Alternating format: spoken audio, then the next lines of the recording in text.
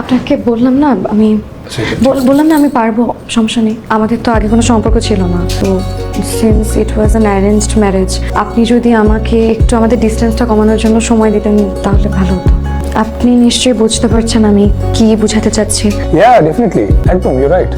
ওটা খুলে গেছে, মানে আই আন্ডারস্ট্যান্ড অবভিয়াসলি সময় তো দরকার, এভাবে হুট করে তো একটা সম্পর্ক তৈরি হয়। Please take your time. আচ্ছা, এখন কি আমার মাটিতে ঘুমাতে হবে? মানে আমি পাশের রুম থেকে ল্যাপটপ সব কাঁথা বালিশ নিয়ে আসবো? Anyway you. না না, কোনো অসুবিধা নেই, আপনি বিছানায় ঘুমাবেন। বিছানায়? শিওর। আমি ফ্রেশ হয়ে আসি। নিশান, তোর বউ তো পুরো চেহারা পাল্টে ফেলেছে রে। না মানে বিয়ের আগে তো মেয়েটাকে দেখে বোঝাই যায়নি যে ও এত আড্ডাবাজ আর এত সুন্দর করে হাসতে পারে।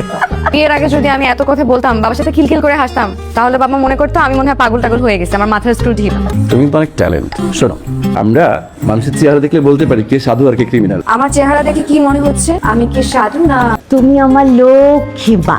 শোনো, আমি মানুষের চেহারা দেখে অত শত বুঝি না, কিন্তু এইটুকু বুঝি যে তুমি আমার ছেলেটাকে অনেক ভালোবাসবে, অনেক ভালো রাখবে এবং তোমাদের খুব সুন্দর একটা সংসার হবে, বুঝলে? আমি আর হাসতে পারবো না, আমার পেটে ক্ষুধা লেগেছে, আমি খাবার নিয়ে আসি বাবা। না না না, আমি আর কোনো জোক শুনতে পারবো না, খাবার নিয়ে আসি আগে, তারপরে। Can I hug you?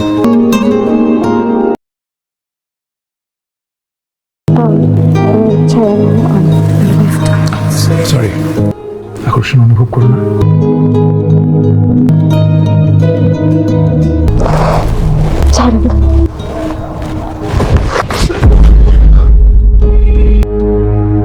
সমস্যা কি তোমার? সমস্যা কি তোমার? আমি তো কিছু বুঝতে পারছি না। তোমার কি আমাকে পছন্দ না? যদি আমাকে পছন্দ না হয় আমাকে বিয়ে করছো কেন? তুমি বলছো তোমার কিছু সময় লাগবে। ওকে ফাইন, আমি চেষ্টা করছি তোমাকে সময় দেওয়ার, কিন্তু আমি তাকে বিয়ে করি না। আমি কিভাবে বুঝবো কতটুকু সময় প্রয়োজন? বুঝি তুমি একটা নারী, তোমাকে স্পর্শ করার আগে আমার তোমার অনুমতি নেওয়া প্রয়োজন। তোমারও বুঝতে হবে আমি তোমার স্বামী, তোমার প্রতি আমার একটা অধিকার আছে, তোমাকে কাছে জানা, তোমাকে ভালোবাসা। তুমি এমন একটা ভাব করছো যে আমি অচ্যুত কেউ, স্পর্শ করলে তোমার যেন ফসকা পড়ে যাচ্ছে। নাকি তোমার জীবনে এখন এমন কেউ আছে যে কারণে আমার স্পর্শ তোমার কাছে অচ্যুত মনে হচ্ছে? তো 2 মাস ধরে আমি তোমার মধ্যে আছি, এতটা অবহেলা তুমি ডিজার্ভ করো না। তুমি তো বহুরূপী, পরিবারের সামনে তুমি একরকম, আমার সামনে তুমি একরকম, সকালে তুমি একরকম, রাতে তুমি আরেকরকম। কাউকে কিছু বলতে পারছি না, সহ্য করতে পারছি না। কি শেয়ার করবো? আমার ওয়াইফ ইন্টিমেসি ভয় পায়। আমি সরি, আমি আপনাকে বিয়ে করছি, কিন্তু আপনাকে স্বামীর জায়গা দিতে পারি না, আমি অধিকারও দিতে পারি নাই, ভালোবাসতে পারি নাই, চেষ্টাও দিতে পারি নাই। চেষ্টা করছি আপনাকে ভালোবাসার, কিন্তু আমি পারি নাই।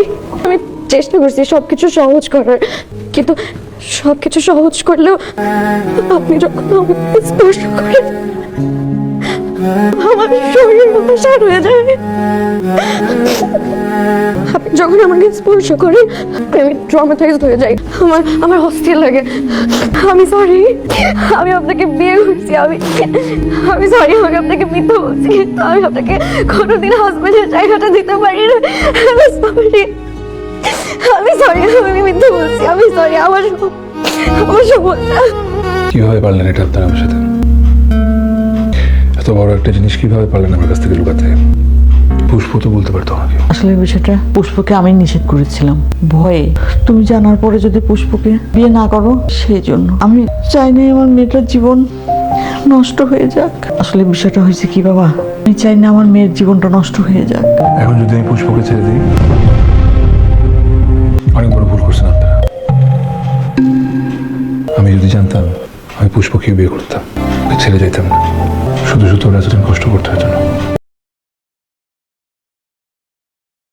এই, তুই যে কাউকে কিচ্ছু না জানিয়ে পুষ্পদের বাসায় চলে গেলি, আরে আমাদের বললে তো আমরা একসাথেই যেতাম। মা, তুমি জানো আমি কারণ ছাড়া কিছু করি না। নিশ্চয়ই এমন কোনো কারণ আছে যে কারণে আমার আসতে হয়েছে। তুমি চিন্তা করো না, আমরা কয়েকটা দিন এখানে থাকবো, তারপর চলে আসবো। ওইভাবে কি দেখো? বোঝার চেষ্টা করছি আপনি কি মানুষ নাকি ফেরেশতা। আরে এখনো ঠিক মতো মানুষ হতে পারলাম না, ফেরেশতা তো অনেক দূরের কথা। আম্মা আমাকে সব বলছে। কি বলছে? আমার আব্বা আম্মা এতদিন যে কষ্টের মধ্যে ছিলেন, সেই কষ্ট থেকে আপনি তাদের মুক্তি দিয়েছেন, সাহস দিয়েছেন, সবকিছু সুন্দর করে দেখার, সহজ করে দেখার। ওই যে বললাম না, আমরা আসলে ঠিকমতো মানুষ হতে পারিনি, আমরা সবকিছু এখনো জটিল করে দেখি। তুমি যদি বিয়ের আগে আমাকে তোমার দুর্ঘটনার কথা বলতে, তারপরও তোমাকে বিয়ে করতাম, কারণ আমার কাছে তুমি পবিত্র, আমার কাছে তুমি স্নিগ্ধ।